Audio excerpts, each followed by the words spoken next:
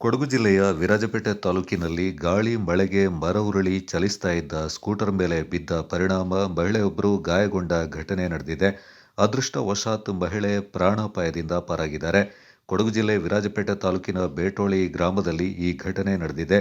ಸಿಂಧು ಎಂಬ ಮಹಿಳೆ ಸ್ಕೂಟರ್ನಲ್ಲಿ ತೆರಳುತ್ತಿದ್ದ ವೇಳೆ ರಸ್ತೆ ಬದಿಯ ಮರ ಏಕಾಏಕಿ ಉರುಳಿ ವಾಹನದ ಮೇಲೆ ಬಿದ್ದಿದೆ. ಪರಿಣಾಮ ಸ್ಕೂಟರ್ ಜಖಂಗೊಂಡಿದ್ದು ಸಿಂಧು ಅವರಿಗೆ ಸಣ್ಣ ಪುಟ್ಟ ಗಾಯಗಳಾಗಿವೆ.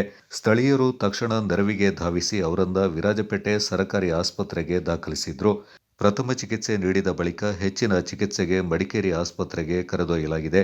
ಘಟನೆಯ ಕುರಿತು ಮಾಹಿತಿ ತಿಳಿದ ವಿರಾಜಪೇಟೆ ತಹಶೀಲ್ದಾರ್ ಪ್ರವೀಣ್ ಆಸ್ಪತ್ರೆಗೆ ಹಾಗೂ ಘಟನಾ ಸ್ಥಳಕ್ಕೆ ಭೇಟಿ ನೀಡಿ ಗಾಯಾಳುವಿನ ಆರೋಗ್ಯವನ್ನು ವಿಚಾರಿಸಿದ್ರು. ಮಳೆಗಾಲದಲ್ಲಿ ರಸ್ತೆ ಬದಿಯ ಅಪಾಯಕಾರಿ ಮರಗಳನ್ನು ತೆರವುಗೊಳಿಸಿ ಇಂತಹ ಅವಘಡಗಳನ್ನು ತಡೆಯುವಂತೆ ಸಾರ್ವಜನಿಕರು ಸಂಬಂಧಪಟ್ಟ ಇಲಾಖೆಗೆ ಒತ್ತಾಯಿಸಿದ್ದಾರೆ.